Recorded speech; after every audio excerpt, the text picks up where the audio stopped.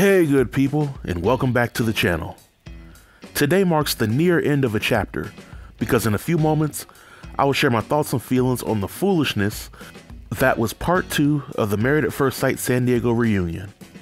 And just like with my last review, I'll just talk about what happened during the episode, I will share my commentary about it, followed by an overall episode rating, and I'll share the future of Married at First Sight reviews on my channel. So without any further delay, let's jump right in. Part 2 of the reunion picks up with Kevin talking to Justin and Alexis. There appears to be some discrepancy on whether or not Alexis had visited Justin in the middle of the night after the show had finished filming. Justin says that she did, Alexis said that she didn't, so obviously somebody's lying here. And since both Justin and Alexis have admitted to lying to the other couples and the cameras about consummating their marriage, I'm starting to not really care what these two are talking about. Kevin then tries to get to the root of their issues by asking Justin and Alexis what are their real problems. Justin then says that he feels that Alexis wasn't on the show to find love. Alexis claims that she was. But in my opinion, being that Alexis already called off several engagements before coming on the show, I did question whether she was truly ready for the process. But in fairness, I also knew that Justin really wasn't ready for the process either. But during this segment, Kevin introduces Justin's brother and Alexis' sister to the discussion. But the two siblings really don't add much to the conversation. But the segment ends with Alexis and Justin playing nice and opening the door for them to be cordial towards one another down the line. Next up, the ladies all meet with Kevin to talk about their experience on the show. And this part of the reunion was pretty pointless in my opinion. Throughout this entire segment, the women showed that they were in solidarity and they had each other's backs. They had no issue disrespecting the husbands that were divorced from the season, and they also failed to accept accountability for the part that they played in why their marriage failed. Kevin never once tried to hold them accountable or ask them the hard questions. However, there was one part of the segment where Kevin tried to get Lindy to address the negative comments that she made about Miguel during the retreat, but Lindy goes into PR mode and she only has nice things to say about Miguel. In my opinion, this part of the show was a huge waste of time. Kevin also meets with the guys to talk about their time on the show, and in my opinion, this segment was also a huge waste of time.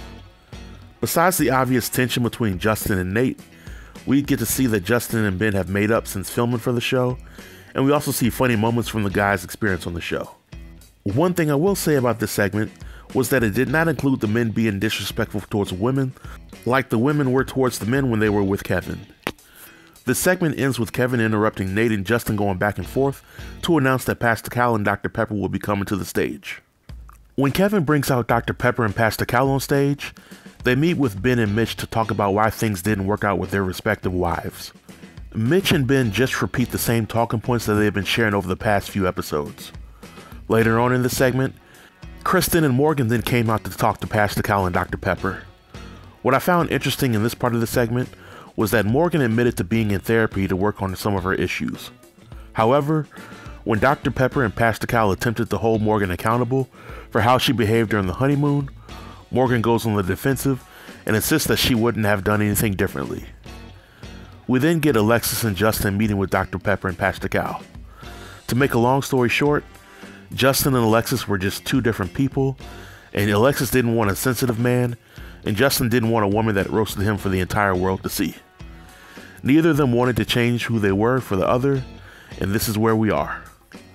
Dr. Pepper and Pastor Cal came to the conclusion that if Alexis was willing to work on a few things, then Justin would give it another shot. Everyone then comes together as a group for a session of foolishness that's led by Kevin. Kevin begins by spending an extended period of time on Mitch to talk about Shirtgate, which was painful to watch. Then Kevin picks on Alexis and Justin, asking everybody on stage if they felt like Alexis and Justin needed to work harder to stay together. Kevin then puts Alexis and Justin on blast by telling the group that they were the first to consummate their marriage before everybody. And then Kevin gets on Justin for not allowing Alexis to go to the club when she wanted to. Kevin's attempt to be messy finally pays off, as it triggers Nate to make some jabs at Justin, which makes everybody on stage feel uncomfortable. But this is pretty much how part 2 of the reunion ends. Now overall, on a scale of 1 to 10, I will give this reunion a solid 1.